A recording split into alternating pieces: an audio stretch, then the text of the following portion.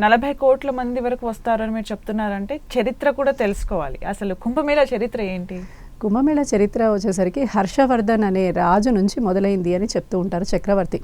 అయితే మనకి గుప్తుల కాలము ఇలా కొన్ని కాలాలు ఉన్నాయి. చారిత్రక ఆధారాల ప్రకారం చూసుకుంటే కనుక మనకి శంకరాచార్య కూడా దీన్ని చేసినట్టుగా తెలుస్తూ ఉంటుంది. ఆది శంకరాచార్య స్వామి వారు కూడా చేసినట్టు తెలుస్తూ ఉంటుంది.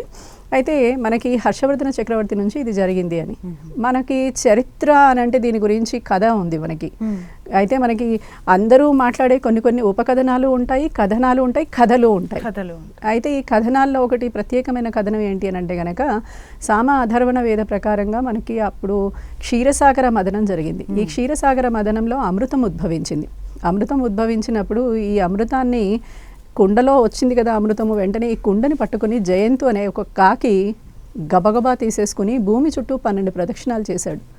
అందుకని 12 సంవత్సరాలకి ఒక్కసారి కుంభమేళా జరుగుతుంది మనకి. 12 ప్రదక్షిణాలు చేస్తే, అయితే 12 ప్రదక్షిణాలు చేస్తే 12 రోజులే జరగాలి కదా ఇలా అనిపించచ్చు. అయితే దేవతలకి వచ్చేసరికి మనకి 1 సంవత్సర కాలము వారికి 1 రోజు యొక్క పరిమితి దేవతలకి. కాబట్టి 12 సంవత్సరాలు అంటే ఏంటి, 12 రోజులు అంటే మనకి 12 సంవత్సరాలకి ఒక్కసారి వచ్చేది. అయితే 45 రోజులుగా జరిగేది. మనకి ఏదైనా దీక్ష అని అంటే మండలం దీక్ష తీసుకుంటాం కదా. మండలం దీక్ష అంటే అందరు 41, 42 దాన్ని తగ్గించుకుంటూ వచ్చారు. కానీ 44 అనేది మండలం దీక్ష యొక్క పరిమాణం. 44 రోజులకి పూర్తి అవుతుంది. కాబట్టి ఆ తెల్లారే శివరాత్రి రావడము, శివుడికి చాలా ప్రీతిపాత్రమైన స్థానం గంగ కాబట్టి ఆ గంగాలో మునగడం ఇదంతా మనకి త్రివేణి సంగమంలో జరిగేది.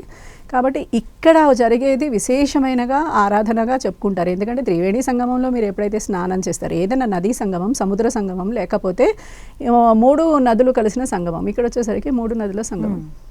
అందుకని ఈ సంగమంలో స్నానం చేస్తే కనుక వారికి విశేషమైన ఫలితం వస్తుందని చెప్పి ప్రయాగ్రాజ్కి సంబంధించి చాలా పెద్దగా జరిగేది కుంభమేళా. ఇది 2013లో జరిగింది, మళ్ళీ తర్వాత ఇప్పుడు జరుగుతోంది. 2019లో అర్ధ కుంభమేళా జరిగింది. ఇలా మనకి కుంభమేళా ఇన్ని రకాలుగా జరుగుతూ ఉంటుంది. కుంభమేళాలు వచ్చేసరికి మనకి 4 రకాలు. ఈ 4 రకాల్లో మనం ఇప్పుడు చూసేది పూర్ణకుంభం. ఇది పూర్ణ కుంభమేళా. తర్వాత అర్ధ కుంభమేళా జరుగుతుంది. దాని తర్వాత పావు కుంభమేళా జరుగుతుంది. అంటే 25% అన్నట్టుగా మన దీన్ని డివైడ్ చేసుకుంటూ వెళ్తే ఎక్కడెక్కడైతే అమృతం చిలికిందో ఈయన 12 ప్రదక్షిణాలు చేస్తున్నప్పుడు 4 చోట్ల అమృతము కొంచెం ఒక్కొక్క డ్రాప్ పడిపోయిందిట. ఆ డ్రాప్ పడిన స్థానాల్లో విశేషమైన అమృతం ప్రవహిస్తూ ఉంటుంది. ఈ అమృతాన్ని ఇప్పుడు మనం భక్తి అంటే ఏంటి, అమృతాన్ని తీసుకోవడం, అమృతాన్ని పొందడం. ఎంత తాగినా సరిపోందేంటి, ఎంత తీసుకున్నా కూడా ఆత్మానందం అనేది అద్వితీయమైనది, అద్భుతమైనది. ఎంత తీసుకున్నా ఇంకా కావాలనిపించేది. అలాంటి స్థానాల్లో వెళ్ళి స్నానం చేయడం వల్ల వీరికి పట్టిన కల్మషాలు, ఏమైనా దోషాలుంటే, ఏమైనా పాపాలుంటే ఇలాంటివన్నీ పోతాయి అని మనకి పురాణ ప్రాశస్త్యం. అందుకని వీళ్ళందరూ వెళ్ళి ఇక్కడ స్నానం చేయడానికి, మునగడానికి, అక్కడ మునిగిన తర్వాత ఆ నీళ్ళు తెచ్చుకుని మళ్ళీ ఇల్లంతా ప్రోక్షణ చేసుకుని వాళ్ళకి తెలిసిన వాళ్ళకి పంచుకోవడానికి చాలా విశేషమైన ఆదరణని పొందింది ఈ ప్రయాగ్రాజ్ యొక్క కుంభమేళా.